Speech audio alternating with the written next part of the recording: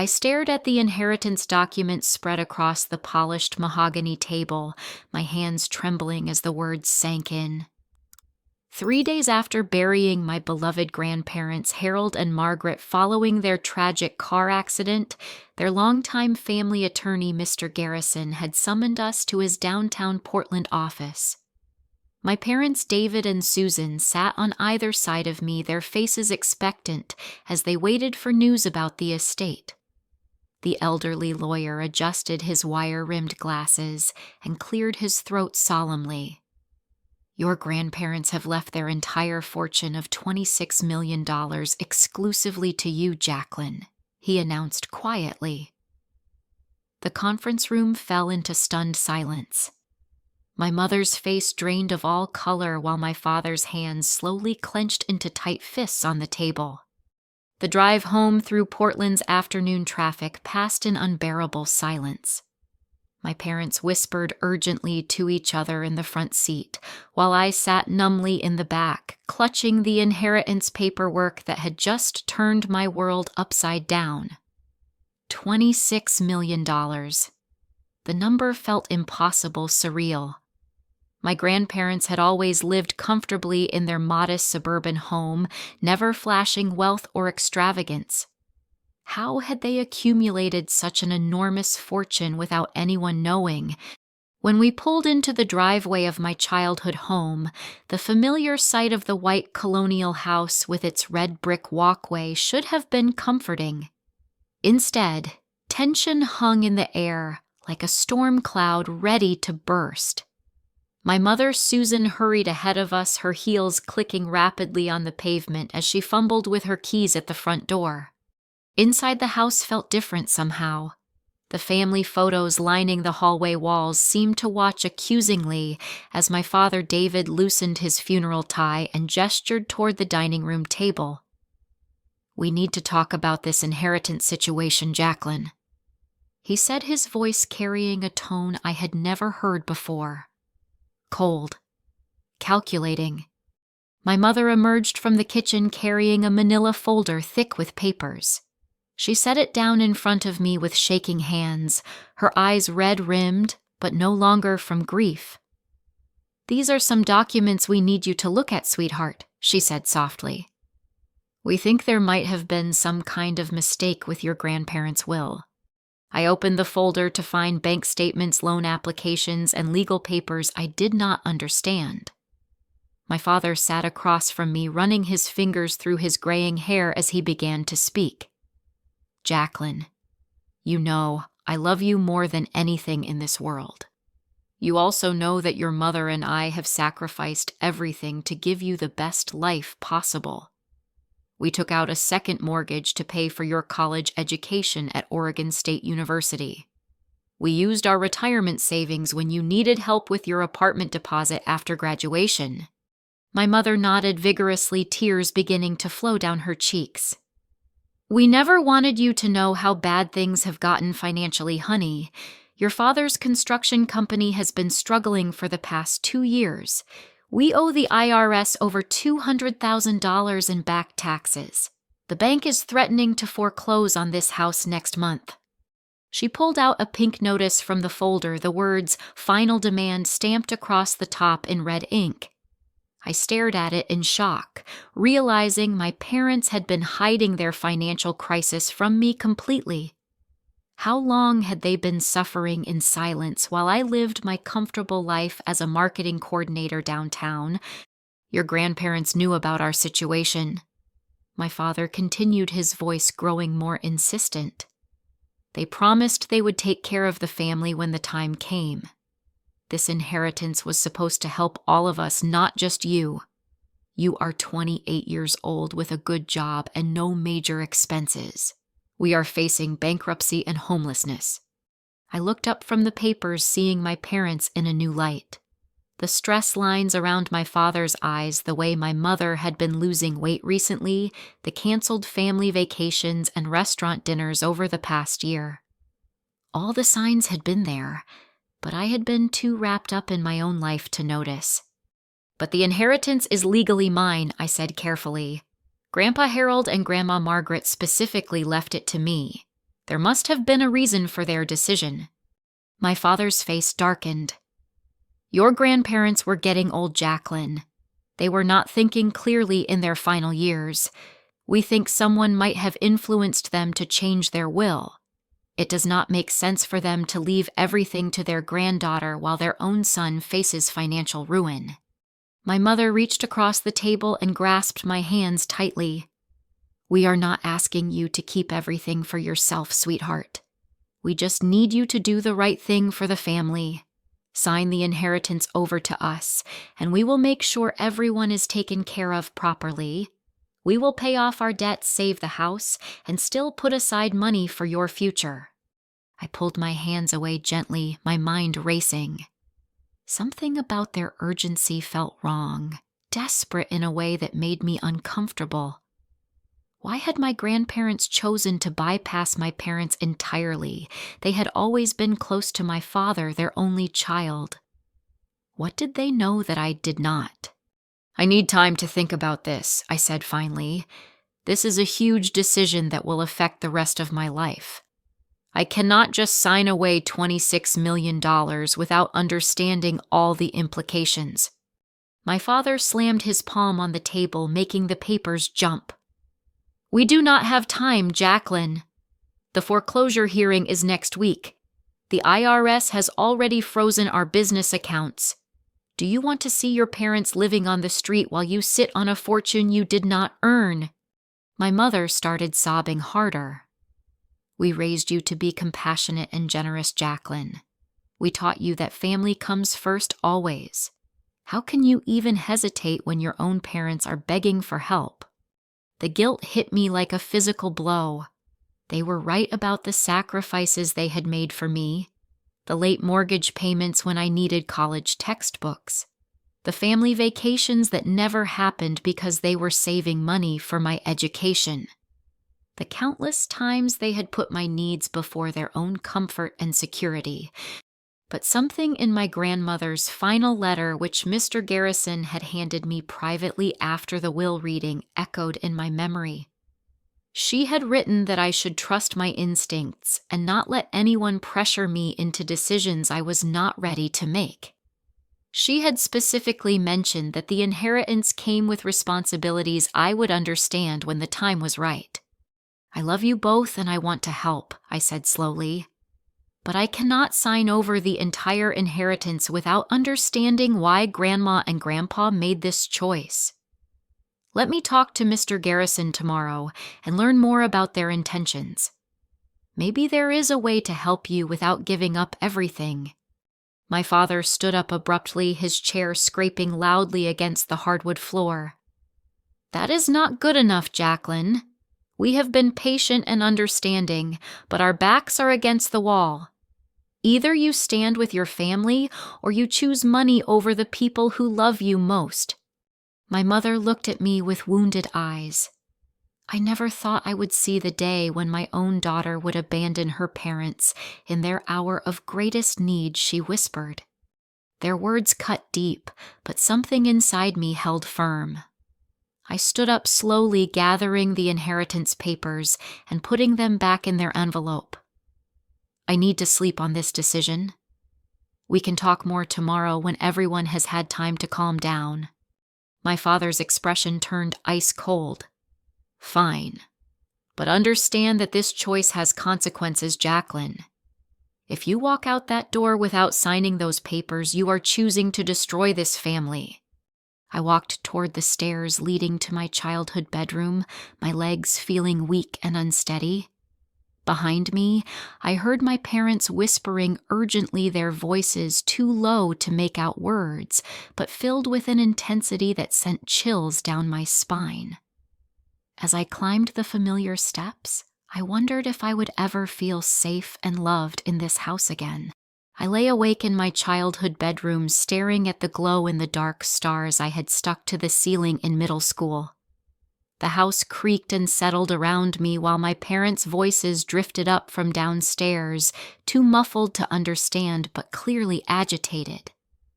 Every few minutes one of them would raise their voice before the other hushed them back to whispers. Around midnight I heard footsteps on the stairs. My door opened without a knock, and my mother appeared in the doorway, with my father close behind her. The hallway light created harsh shadows across their faces, making them look like strangers. "Get dressed and pack your things," my father said quietly. "If you are not going to help this family, you cannot live under this roof anymore." My heart stopped. "What do you mean this is my home?" My mother stepped forward holding 2 large suitcases. "Not anymore, sweetheart. We gave you a chance to do the right thing, and you chose selfishness instead. Adults who make adult decisions need to live with the consequences." I sat up in bed, pulling my knees to my chest. "You are kicking me out, your own daughter, over money that legally belongs to me." My father's jaw tightened. "That money should belong to this family. Your grandparents were manipulated into changing their will, and you are benefiting from their confusion. We will not enable your greed by giving you free room and board while you sit on millions that could save us from bankruptcy." I climbed out of bed on shaking legs, my mind struggling to process what was happening.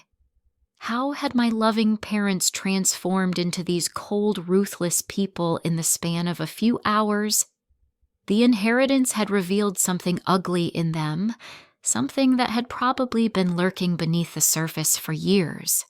As I pulled clothes from my dresser drawers, my mother stood in the doorway crying silently.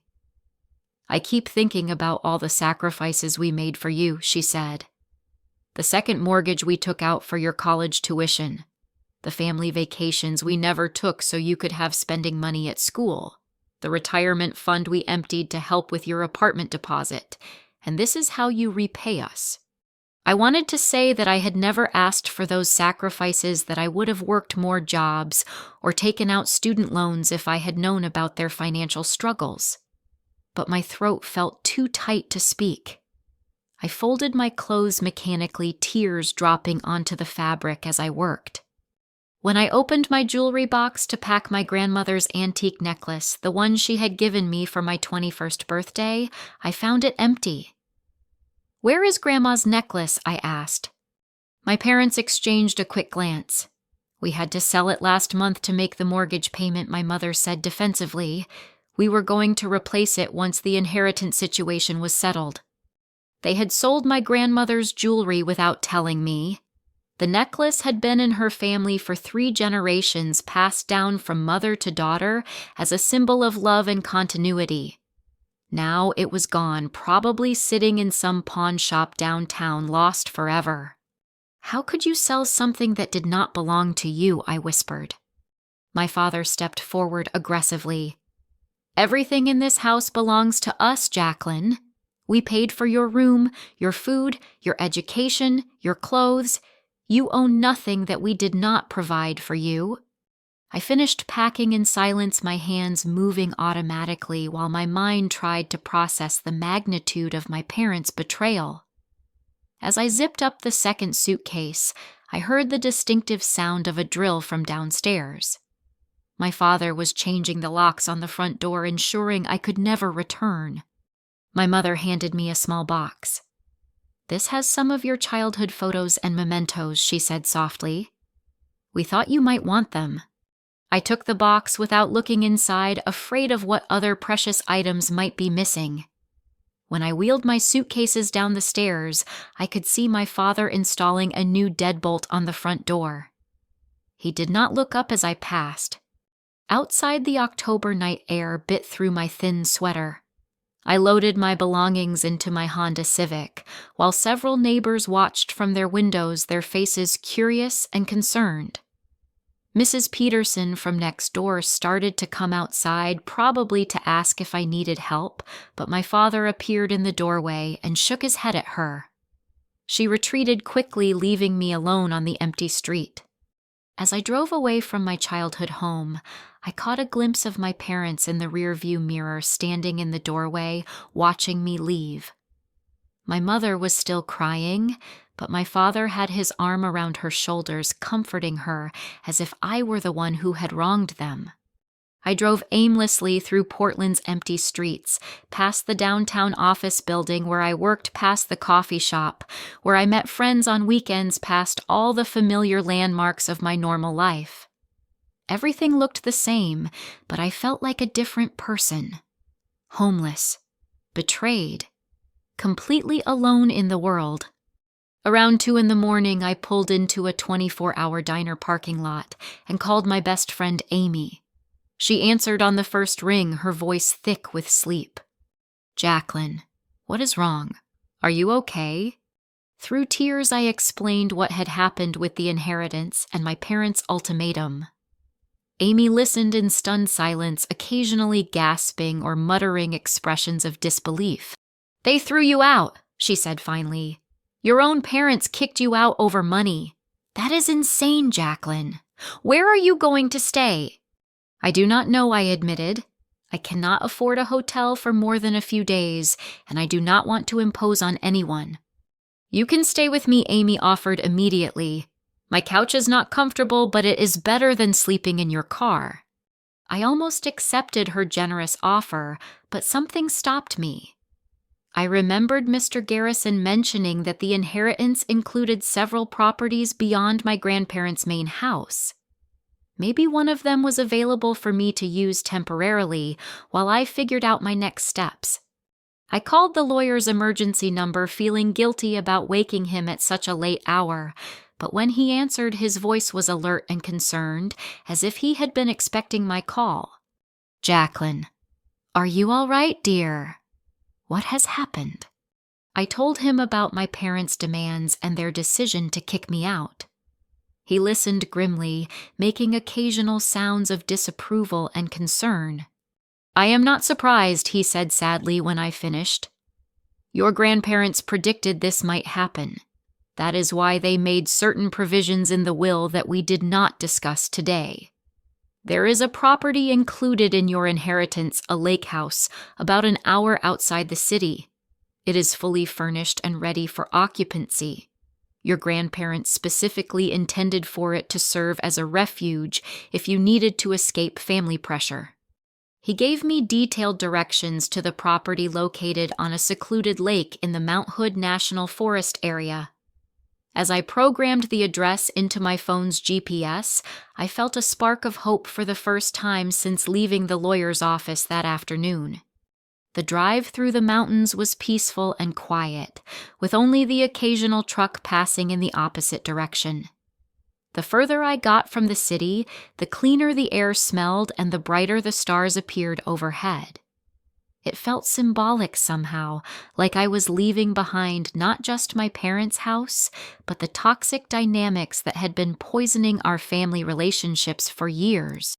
When I finally turned onto the narrow gravel road leading to the lake house, my headlights illuminated a rustic wooden sign that read, "Peaceful Waters." I followed the winding driveway through tall pine trees until it opened into a clearing beside a pristine mountain lake. The house took my breath away. It was not a simple cabin, but a beautiful 2-story log home with a wraparound porch and large windows facing the water. Soft lighting glowed from inside as if someone had been expecting my arrival. I parked beside a small dock where a wooden rowboat was tied up, gently rocking in the moonlight. The front door was unlocked, just as Mr. Garrison had said it would be. I stepped inside to find a warm, welcoming space with a stone fireplace, comfortable leather furniture, and a fully equipped kitchen. Fresh flowers sat on the dining table, and the refrigerator hummed quietly, apparently well stocked with food. On the coffee table, I found another envelope with my name written in my grandmother's familiar handwriting. Inside was a longer letter that made my hands tremble as I read. "My dearest Jacqueline," the letter began, "If you are reading this, it means our fears about your parents' reaction to the inheritance have come true. We are deeply sorry that you have had to face their greed and manipulation, but we are not surprised. Your father has been asking us for money for years, making increasingly desperate demands as his financial problems grew worse. We discovered he had been forging documents and lying about his debts, which is why we decided to protect the family fortune by leaving it directly to you. This house is your sanctuary for as long as you need it. The account number at the bottom of this letter provides access to funds for your immediate needs. Do not let anyone pressure you into decisions you are not ready to make. Trust your instincts and remember that real love never comes with conditions or ultimatums. I sank into the soft couch holding the letter against my chest as tears of relief and gratitude flowed down my cheeks. My grandparents had known this would happen. They had prepared a safe place for me to land when my parents' true nature was finally revealed. For the first time in hours, I felt protected and loved. I woke to sunlight streaming through unfamiliar windows and the gentle sound of water lapping against the dock outside. For a moment, I forgot where I was and why I was there. Then the events of the previous day came flooding back, and my stomach clenched with fresh grief and anger. I made coffee in the well-appointed kitchen, marveling at how my grandparents had stocked the lake house with everything I could possibly need. The refrigerator contained fresh milk eggs and produce. The pantry was filled with canned goods, pasta, and snacks. Even the bathroom was equipped with toiletries and fresh towels, as if they had been expecting my arrival. After breakfast, I decided to explore the property more thoroughly. The house was larger than it had appeared in the darkness, with 3 bedrooms upstairs and a finished basement that contained what looked like an office and storage area. Each room was beautifully decorated with rustic furniture and family photographs I had never seen before. In the master bedroom, I found a wall safe hidden behind a painting of the lake. The combination was written on a piece of paper tucked inside my grandmother's letter. My hands shook as I turned the dial, wondering what other secrets my grandparents had left for me to discover.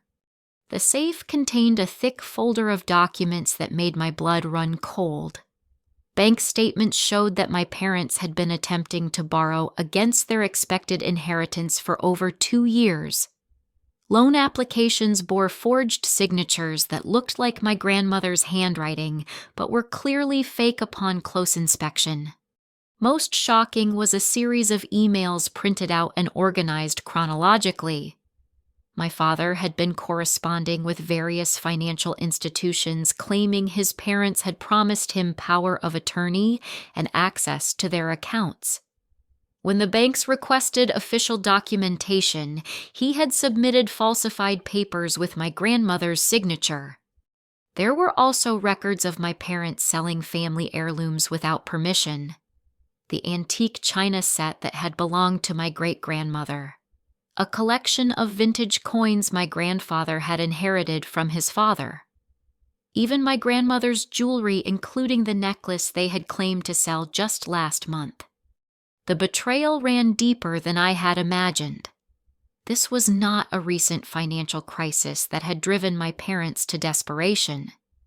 They had been systematically stealing from my grandparents for years, all while maintaining the facade of loving, devoted children. I found audio recordings on small cassette tapes, labeled with dates from the past 6 months. With trembling fingers, I inserted the first tape into an old cassette player that sat on the desk. My father's voice filled the room, angry and demanding. "You cannot live forever, Dad. Mom's memory is going, and you are not thinking clearly either. It makes more sense for me to manage the finances now before you make any major mistakes." My grandfather's voice responded, calm but firm. "Our minds are perfectly clear, David, and we have made our decision about the inheritance. Jacqueline will be the primary beneficiary because we trust her judgment and character." "You are making a huge mistake," my father shot back. "Jacqueline is young and irresponsible. She will waste everything you have worked for. I am your son, your flesh and blood. I have a right to that money." The conversation continued, growing more heated as my father made increasingly desperate arguments. He accused my grandparents of favoring their granddaughter over their own child. He threatened to contest any will that did not name him as the primary heir. He even suggested that my grandparents were suffering from dementia and should be declared incompetent. I listened to tape after tape, each one documenting my parents' attempts to manipulate and pressure my elderly grandparents. The most heartbreaking recording was from just 3 weeks before their fatal car accident. My mother was crying as she begged my grandmother to change the will. "Please, Mom, we are going to lose everything. The house, the business, our entire future. How can you let your own son become homeless when you have more money than you could ever spend?" My grandmother's voice was gentle but unshakable. "Susan, dear, we have offered to help with reasonable expenses many times. David has refused our assistance because it came with conditions about financial counseling and debt management. We will not enable his gambling addiction or poor business decisions by giving him unlimited access to our savings." I gasped. Gambling addiction. My father had a gambling problem that my grandparents knew about, but I had never suspected. The final tape was recorded just days before my grandparents' death. My father's voice was cold and calculating as he spoke to someone I could not identify. "The old man will not budge on the will. He claims he is protecting the money from my bad decisions. Well, if something happens to both of them before they can change it back, the whole estate goes to Jacqueline. She is young and naive. It will be easy to convince her to sign everything over to us." I felt sick as the implications sank in. Was my father suggesting that my grandparents' car accident might not have been accidental? The tape cut off abruptly, leaving me with more questions than answers. My phone rang, startling me out of my horrified thoughts. The caller ID showed an unknown number with a local area code. "Is this Jacqueline Morrison?" a professional female voice asked when I answered. "Yes, this is she. My name is Detective Sharon Palmer. I am a private investigator who was hired by your grandparents several months before their death. I believe we need to meet and discuss some important information about your family situation." My heart pounded as I arranged to meet the detective at the lake house that afternoon. What else had my grandparents discovered about my parents' activities? How deep did this conspiracy go? Detective Palmer arrived at 2 o'clock in an unmarked sedan, a tall woman in her mid-40s with graying brown hair and sharp, intelligent eyes. She carried a briefcase and wore the kind of practical clothing that suggested she was accustomed to serious, unpleasant work. "Your grandparents hired me to investigate your parents' financial activities," she said without preamble as we sat at the dining table. What they found was extensive fraud, forgery, and theft spanning several years. They were planning to press charges after securing evidence of the most serious crimes. She opened her briefcase and spread out additional documents I had not found in the safe. Police reports from Nevada and California, where my parents had apparently attempted similar scams on elderly relatives of my mother's family. Credit reports showing massive debts hidden from creditors. Even photographs of my parents meeting with known gambling associates in Las Vegas casinos. "Your father owes over $500,000 to various bookmakers and loan sharks," Detective Palmer explained. "Your mother has been actively participating in the fraud scheme, using her access to your grandparents' house to steal and sell their belongings. They were planning to claim your grandparents were mentally incompetent and needed a conservatorship which would have given them legal control over the entire estate." I stared at the evidence in shock. My parents were not just desperate victims of financial hardship. They were career criminals who had been targeting elderly family members across multiple states.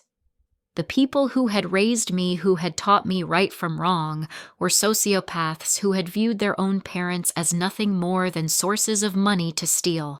Detective Palmer's phone buzzed with a text message. She glanced at it, and her expression grew grim. "They are on their way here now. My surveillance team has been monitoring their movements since yesterday. They have hired someone to help them force their way into the property. My blood turned to ice. Who did they hire? What do they plan to do to me? The detective stood up and moved to the window, scanning the tree line around the property. Based on their phone conversations, they believe you are emotionally vulnerable and can be intimidated into signing over the inheritance. They have also discussed claiming you are mentally unstable if intimidation does not work. She turned back to me with a serious expression. But they do not know about my investigation or the evidence we have gathered. They are walking into a trap that will finally put them in prison where they belong. As if on cue, the sound of car engines echoed through the trees.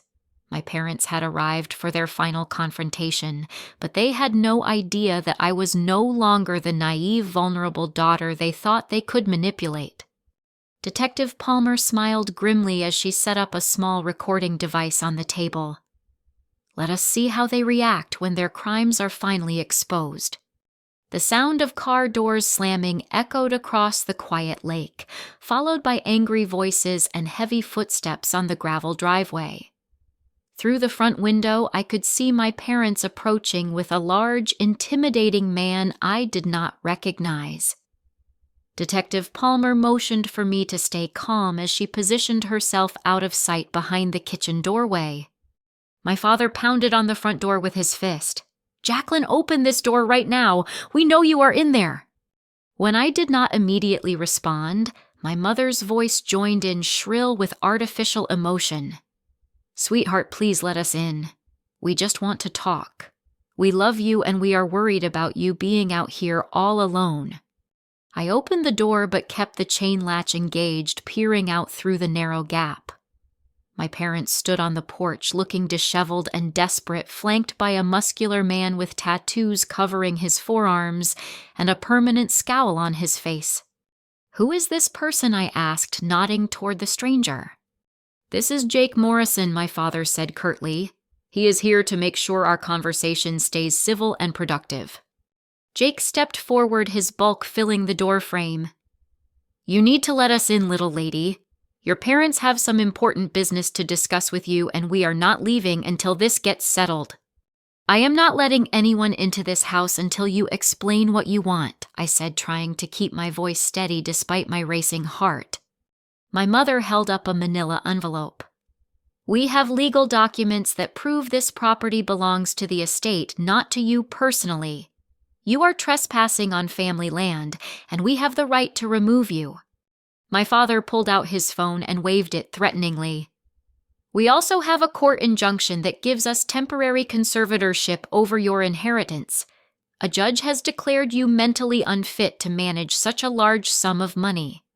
I knew they were lying, but their authoritative tone made me doubt myself for a moment. Could they have somehow obtained legitimate legal documents overnight? Had they found a corrupt judge willing to sign papers based on false information? Let me see those documents, I said. Jake Morrison suddenly kicked the door, causing the chain to snap and sending me stumbling backward. The three of them burst into the house like invaders, my parents rushing past me, while Jake planted himself in front of the door to block any escape. My father grabbed me roughly by the arm. Enough games, Jacqueline. You are coming with us right now, and you are going to sign those papers whether you like it or not. My mother was already searching the house, opening drawers and cabinets with frantic energy. Where are the inheritance documents? Where is the checkbook for the estate account? I struggled against my father's grip, panic rising in my chest. You cannot do this. This is kidnapping. I will call the police. Jake Morrison laughed, a harsh sound that sent chills down my spine. Go ahead and call them, sweetheart. We already filed a report saying you stole important family documents and ran away from home. They think you are having some kind of mental breakdown. My mother emerged from the kitchen holding a baseball bat she had found in the closet. If you do not cooperate, we will have to restrain you for your own safety, she said, her voice cold and mechanical. You are clearly not thinking rationally. I could not believe what was happening. My own parents were threatening me with physical violence, using hired muscle to terrorize me into submission. The people who had taught me to ride a bicycle and helped with homework were now treating me like an enemy to be defeated. That was when Detective Palmer stepped out from behind the kitchen door, her badge prominently displayed and her service weapon drawn but pointed at the floor. "Portland Police Department," she announced in a commanding voice.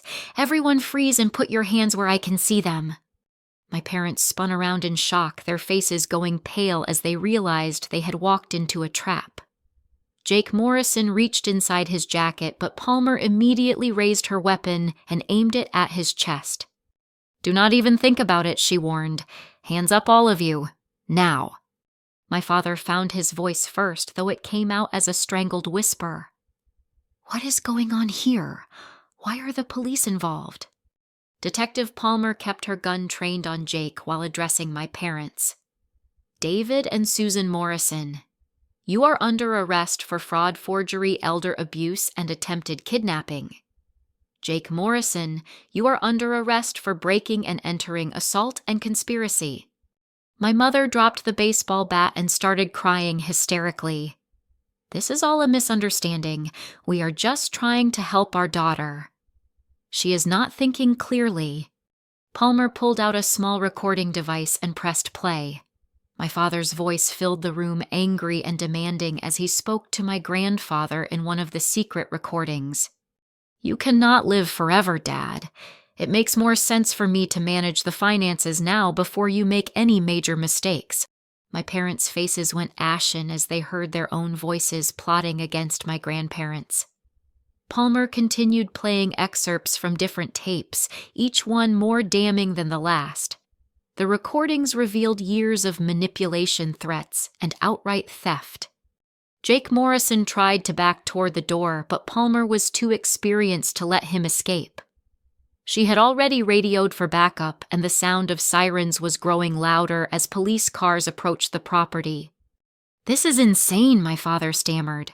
"Those recordings are fake. Someone is framing us." Detective Palmer pulled out the forged bank documents and scattered them on the coffee table. "What about these loan applications with your mother's forged signature? What about the stolen family heirlooms you sold without permission? What about the $500,000 you owe to gambling creditors in Las Vegas?" With each revelation, my parents seemed to shrink smaller and smaller. The confident, authoritative people who had barged into my sanctuary were revealed as pathetic criminals caught red-handed in their schemes. Uniformed officers poured through the front door, efficiently taking Jake Morrison into custody while reading him his rights. He glared at me with pure hatred as they cuffed him and led him away. My mother made one last desperate attempt to manipulate the situation. "Jacqueline, please tell them this is all a mistake. We are your parents. We love you. Do not let them destroy our family over money." But I looked at her with clear eyes for the first time in my life. The woman who had raised me was a stranger, someone who had been playing a role for decades while hiding her true nature.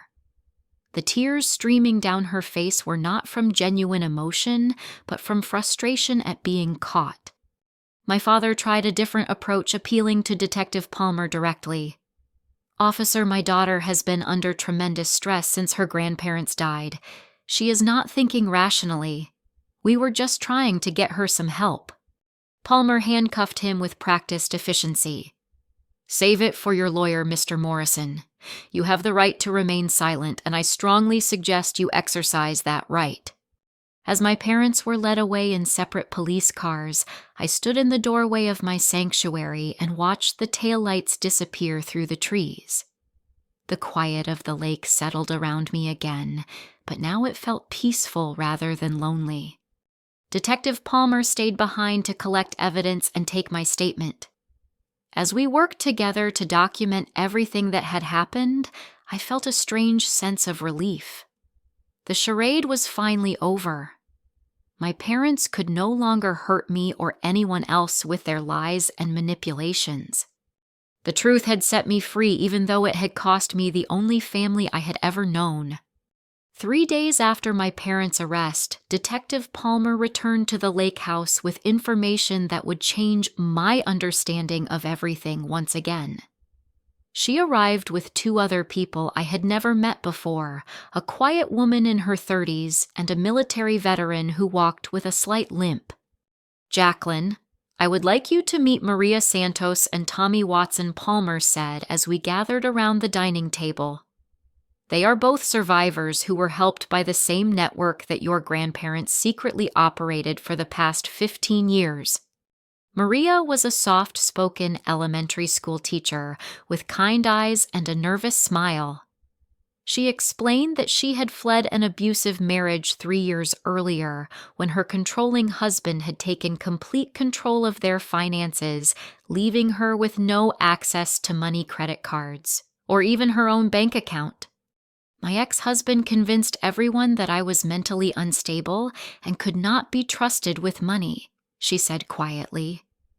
"He had me committed to a psychiatric facility twice when I tried to leave him. Your grandparents' network gave me a safe place to stay legal representation and financial support while I rebuilt my life from nothing."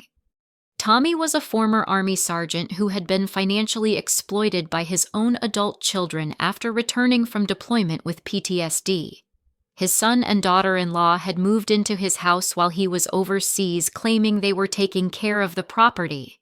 When he came home, they had mortgaged his house, maxed out his credit cards, and emptied his savings account. "I was homeless and broken when Detective Palmer found me," he said, his voice rough with emotion.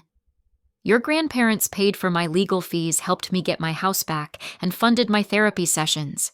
They literally saved my life."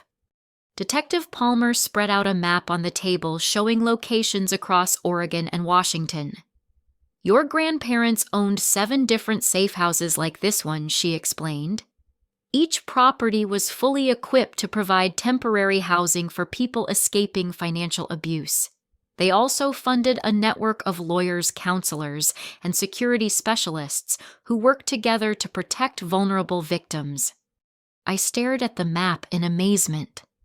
My grandparents had been running a sophisticated operation to help people like Maria and Tommy, funding it entirely out of their own wealth while keeping it completely secret from the rest of the family.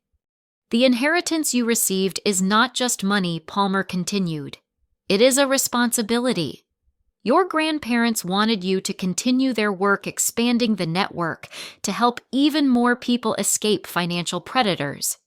She handed me a thick binder filled with case files, each one documenting a different victim who had been helped over the years. Elderly parents whose adult children had stolen their retirement funds. Disabled individuals whose caregivers had embezzled their benefits. Young adults whose romantic partners had destroyed their credit and left them financially ruined. "We estimate that your grandparents helped over 200 people during the time they operated this network," Palmer said. "They chose you as their successor because they believed you had the compassion and integrity to carry on their mission." Maria leaned forward earnestly. "When I heard about what your parents tried to do to you, it reminded me so much of my own story. Financial abuse runs in families sometimes. The same tactics that abusers use on strangers, they often practice on their own relatives first." Tommy nodded grimly. "Your grandparents told us they were worried about your father's gambling problems and your mother's enabling behavior. They had been documenting the abuse for years, waiting for the right time to intervene. I thought about all the family gatherings where my parents had seemed so loving and supportive, never knowing that my grandparents were secretly protecting me from manipulation I did not even recognize. How many conversations had they had with my parents trying to get them to change their behavior before it escalated to outright criminal activity?" Detective Palmer pulled out another folder containing newspaper clippings and police reports. "Your parents were not unique, unfortunately. We have identified at least 12 other families in the Pacific Northwest where similar patterns of elder abuse and inheritance theft have occurred in the past 5 years. Some of the headlines made my stomach turn. Local business owner accused of forging mother's will. Elderly couple's savings account emptied by daughter's boyfriend. Nursing home resident's family steals life insurance money.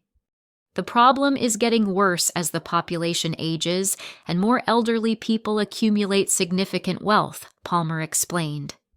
Adult children see their parents' assets as their inheritance and feel entitled to take control before their parents die naturally. Maria showed me photographs from her own case file. Pictures of forged checks, credit card statements showing unauthorized charges, and legal documents where her ex-husband had tried to have her declared mentally incompetent. The parallels to my own situation were chilling. Your grandparents recognized the pattern early, she said. They knew that your parents would escalate their demands and become more desperate over time. That is why they prepared this sanctuary for you and documented everything so thoroughly. Tommy pulled out his phone and showed me a news article from the previous day. Portland couple charged in elder fraud scheme. The headline read, accompanied by photos of my parents being led into the courthouse in handcuffs. The article detailed the charges against them, including multiple counts of fraud, forgery, and elder abuse. It also mentioned that investigators had found evidence linking them to similar schemes in other states, suggesting a pattern of criminal behavior that went back several years. What will happen to them now? I asked Detective Palmer. With the evidence your grandparents collected, along with the additional crimes they committed during the attempted kidnapping, they are looking at significant prison sentences, she replied. Your father could face up to 20 years, and your mother will likely receive 15 years as an accomplice. The reality of my parents' future hit me like a physical blow. Despite everything they had done to me, they were still the people who had raised me, who had attended my school plays and graduation ceremonies. The thought of them spending decades in prison filled me with a complicated mixture of relief and grief. Maria seemed to sense my conflicted emotions. It is normal to feel sad about their consequences, even after they hurt you, she said gently. Abusers often target the people who love them most, because they know that love makes victims hesitant to seek justice. Detective Palmer gathered up the files and maps, preparing to leave me with this overwhelming new information. The network is still operational, she said. There are currently 3 families staying in the safe houses, and we have 5 more cases under investigation. The question is whether you are willing to take on the responsibility of continuing your grandparents' work.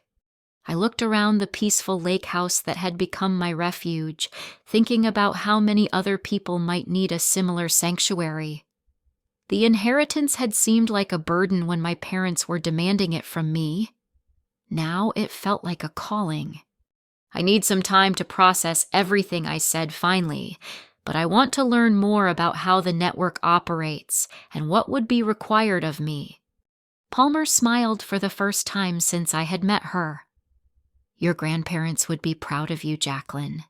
You have the same compassion and courage that made them such effective advocates for vulnerable people. As Maria and Tommy said their goodbyes, each of them hugged me tightly. Welcome to the family, Maria whispered. The real family that chooses to protect each other instead of exploiting each other.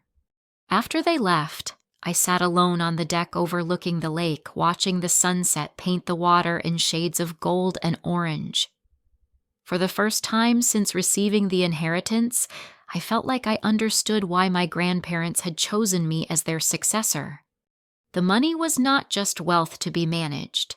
It was a tool for justice, a way to level the playing field for people who had been betrayed by the very people who should have protected them. 2 weeks later, I sat in the familiar conference room at Mr. Garrison's law office, but this time the atmosphere was dramatically different.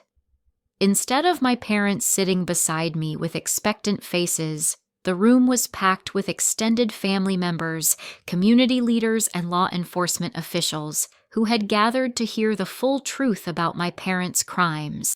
I had requested this meeting because I wanted everyone who had been touched by my parents' deception to understand the complete scope of their betrayal. Too many people still believed that David and Susan Morrison were good parents who had simply made some financial mistakes during a difficult period. My Uncle Robert and Aunt Patricia sat in the front row, their faces grim as they reviewed the evidence that Detective Palmer had compiled.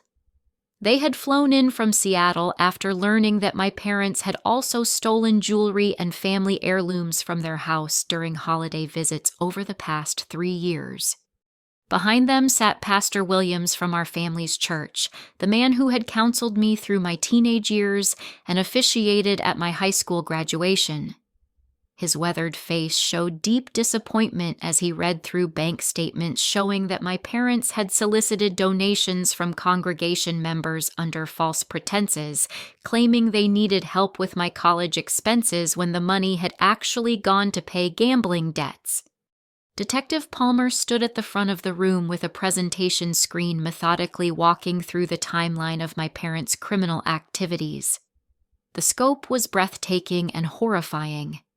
They had been running financial scams for over a decade, targeting not just my grandparents, but numerous other vulnerable people in their social circle. Mrs. Henderson, our elderly next-door neighbor, was among the victims. My parents had convinced her to co-sign a loan for my father's construction business, then defaulted on the payments and left her responsible for $25,000 in debt. She had been too embarrassed to tell anyone about the situation, suffering in silence, while my parents continued to attend neighborhood barbecues and block parties as if nothing had happened. The most shocking revelation came when Detective Palmer played an audio recording that had been captured by my grandparents' security system just 2 weeks before their fatal car accident. My parents were standing in the driveway of the family home discussing what would happen if my grandparents died before changing their will. "If they have an accident or something, everything goes to Jacqueline automatically," my father's voice said clearly. "She is young and trusting. It will not be hard to convince her that the money should stay in the family where it belongs." My mother's response was equally chilling. "We could say they promised us the inheritance before they died. Who would know the difference Jacqueline was not there for all their conversations with us?" The room fell completely silent as the implications sank in. My parents had been fantasizing about my grandparents' death and planning how to manipulate me afterward. While I had been grieving the loss of the 2 most important people in my life, they had been calculating how to profit from their deaths. Uncle Robert stood up abruptly, his face flushed with anger. "Are you suggesting that David and Susan might have been involved in causing the car accident?" he demanded. Detective Palmer held up her hand calmly. "The accident investigation found no evidence of foul play. Your brother and sister-in-law are guilty of many crimes, but we have no proof they directly caused your parents' deaths. However, the recordings do show they were hoping for and planning around that possibility." Pastor Williams removed his glasses and rubbed his eyes wearily. "In 30 years of ministry, I have rarely seen such calculated cruelty within a family," he said sadly. "David came to me 6 months ago, asking for prayers for his parents' health problems. Now I realize he was not praying for their recovery." Aunt Patricia was crying silently as she looked through photographs of the stolen family heirlooms. "These belong to our grandmother," she said quietly. "Some of them have been in our family for 4 generations. How could they sell our heritage for gambling money?" Mr. Garrison cleared his throat and addressed the room. "The estate investigation has recovered approximately $60,000 worth of stolen items from various pawn shops and auction houses. However, many pieces are likely gone forever, sold to private collectors or melted down for their precious metal content." A woman I did not recognize raised her hand from the back of the room. She introduced herself as Carol Martinez, a financial counselor who had worked with several of my parents' victims. I want everyone here to understand that David and Susan Morrison are not unique, she said. Financial abuse within families is far more common than most people realize. The tactics they used, the manipulation and gaslighting, these are textbook patterns that we see repeatedly in elder abuse cases. She explained how financial predators often start with small requests or offers to help manage money, gradually gaining control over their victims' finances until they have complete access to bank accounts and legal documents. The process is so gradual that victims often do not realize they are being robbed until significant damage has been done. Tommy Watson, the veteran who had been helped by my grandparents' network, stood to address the room. Harold and Margaret Morrison saved my life when my own family was destroying it, he said with quiet dignity. They understood that the people who hurt us most are often the ones who claim to love us most. He described how my grandparents had not only provided him with financial assistance, but had connected him with other survivors who understood his experience. The healing that came from realizing he was not alone had been just as valuable as the money they had provided. Mrs. Henderson struggled to her feet, supported by her adult daughter. "I want to say something about David and Susan," she said in a trembling voice. "They did not just steal my money. They stole my sense of security. I trusted them because they were my neighbors, because they seemed like such a loving family. Now I question my judgment about everyone in my life." Her words hung in the air, highlighting the deeper damage that financial abuse causes beyond the immediate monetary losses. My parents had not just committed crimes, they had destroyed people's ability to trust and feel safe in their own community. Detective Palmer concluded the presentation by announcing that my parents had accepted plea bargains to avoid lengthy trials. My father would serve 18 years in federal prison, while my mother would serve 12 years. They would also be required to pay restitution to their victims, though the amount would likely exceed their ability to repay even after their release. As people began filing out of the conference room, many stopped to speak with me personally. Some offered condolences for the loss of my grandparents and the betrayal by my parents. Others thanked me for having the courage to expose the truth rather than covering up the family scandal. Pastor Williams was among the last to leave. He placed a gentle hand on my shoulder and looked into my eyes with the same kindness I remembered from my childhood. "Your grandparents raised you well, Jacqueline," he said softly. "They would be proud of how you have handled this terrible situation with grace and integrity." Uncle Robert and Aunt Patricia approached me together, their faces showing a mixture of sadness and determination. "We want you to know that you have family who loves you and supports you," Robert said firmly. "David and Susan's actions do not represent the values of this family." Patricia hugged me tightly. "We should have seen what was happening and protected you and your grandparents," she said with regret. "We will do better going forward." As the room emptied, I sat alone with Mr. Garrison and Detective Palmer, feeling emotionally drained, but strangely at peace. The truth was finally out in the open, all the secrets and lies exposed to the light. This was the ending my grandparents had envisioned when they prepared their evidence and created my sanctuary. Justice served not through vengeance, but through transparency, accountability, and the protection of other vulnerable people. The reckoning was complete.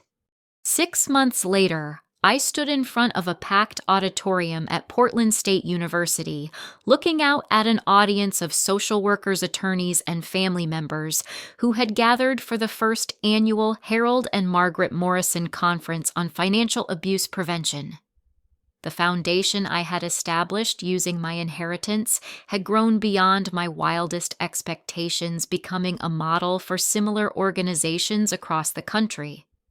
The lake house had been transformed into a training center where we educated financial advisors, bank employees, and healthcare workers about recognizing the warning signs of elder abuse.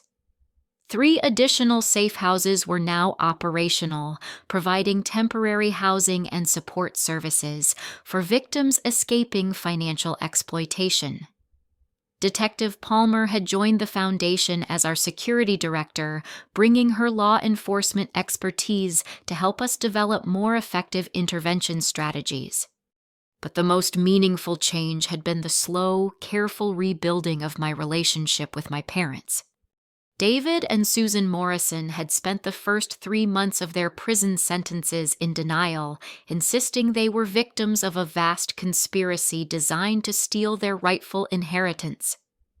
It was only when they were enrolled in the facility's addiction and financial counseling programs that they began to acknowledge the scope of their crimes and the pain they had caused.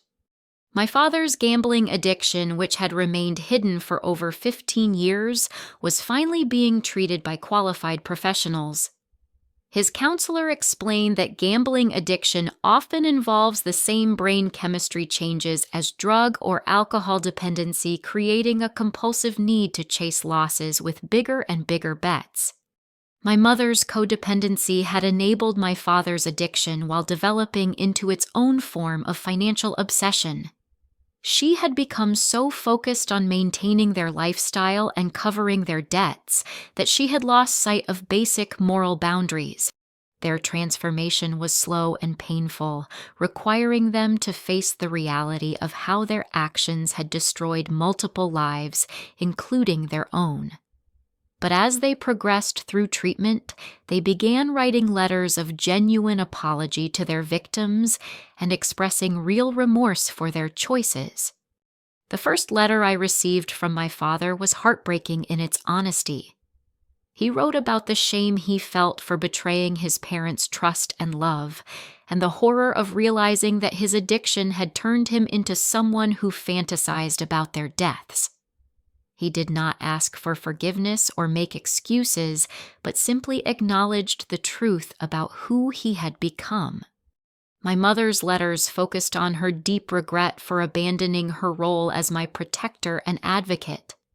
She wrote about watching me grow up into a compassionate, responsible adult, and then choosing to manipulate those very qualities against me when I refused to enable their criminal behavior. After 4 months of correspondence, I decided to visit them in prison for the first time. The experience was emotionally devastating, but also strangely healing. Sitting across from my parents in the sterile visiting room, I could see that they were genuinely different people than the desperate criminals who had tried to kidnap me from the lake house. They looked smaller, somehow humbled by the consequences of their actions and the loss of everything they had valued. More importantly, they spoke differently. Gone were the manipulation tactics, the guilt trips, and the entitled demands. Instead, they asked about my well-being, expressed pride in the foundation I had created, and shared their commitment to making amends for their crimes. The healing process was not quick or easy. Family therapy sessions conducted through the prison's restorative justice program helped us address the deep wounds that had been created by years of deception and betrayal. But gradually, we began rebuilding a relationship based on honesty rather than manipulation. My parents would not be eligible for parole for several more years, but they were using their time in prison productively. My father was earning his GED and participating in job training programs that would help him find employment after his release. My mother was studying to become a certified addiction counselor, hoping to help other families avoid the destructive patterns that had consumed ours. As I concluded my speech at the conference, I shared the most important lesson I had learned from this painful journey. Financial abuse thrives in secrecy and shame, I told the audience. When we bring these crimes into the light and hold perpetrators accountable, we not only protect future victims, but also create opportunities for genuine healing and redemption. The foundation had helped 43 families escape financial exploitation in its first 6 months of operation. We had recovered over $2 million in stolen assets and successfully prosecuted 12 abusers who had been targeting vulnerable elderly and disabled victims. But beyond the statistics, we were changing the conversation about financial abuse from one of shame and silence to one of justice and recovery. Survivors were finding their voices, communities were learning to recognize warning signs, and families were having honest conversations about money, power, and respect. During the question and answer period that followed my speech, a young man in the audience asked whether I believed my parents deserved forgiveness for their crimes. It was a question I had wrestled with for months as I watched them slowly transform in prison.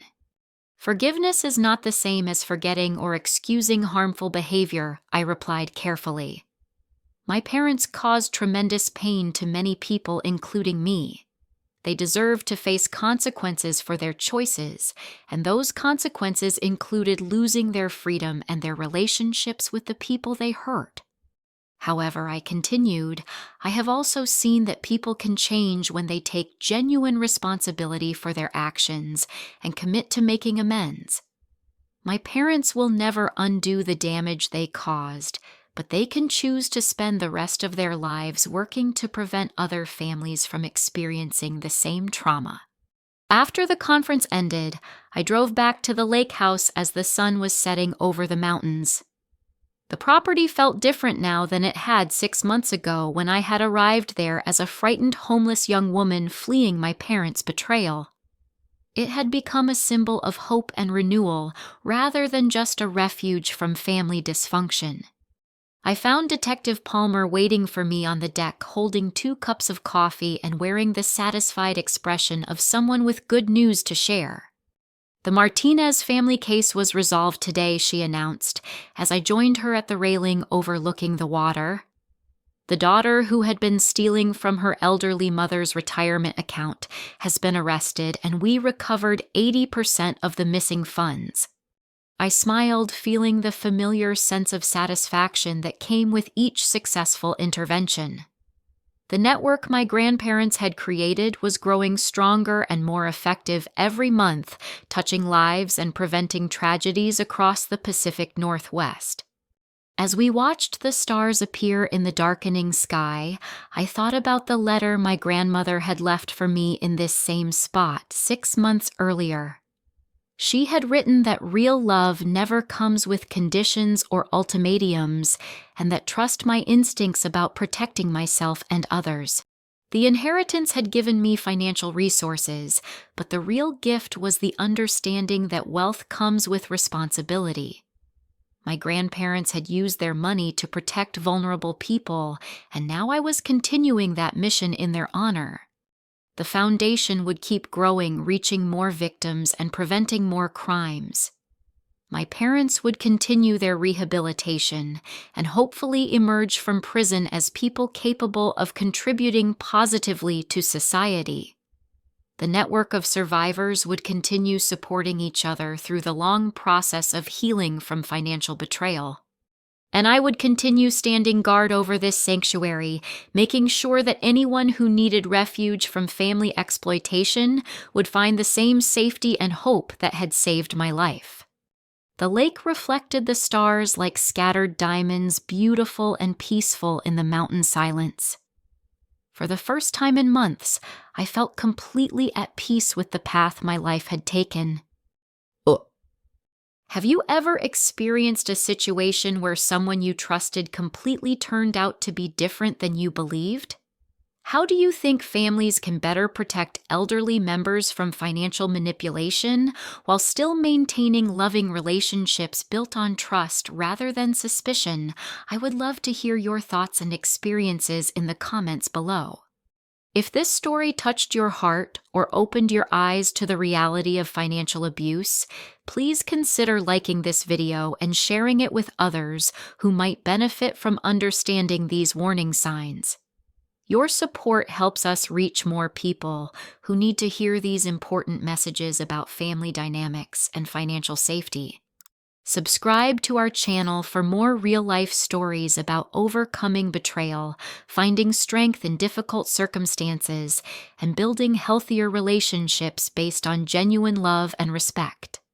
Together, we can create a community where people feel safe, sharing their experiences and supporting each other through life's most challenging moments. Thank you for listening to my story with such compassion and understanding. Remember that healing is always possible when we have the courage to face difficult truths and work toward positive change. May you find the strength to protect yourself and your loved ones while keeping your heart open to genuine love and connection.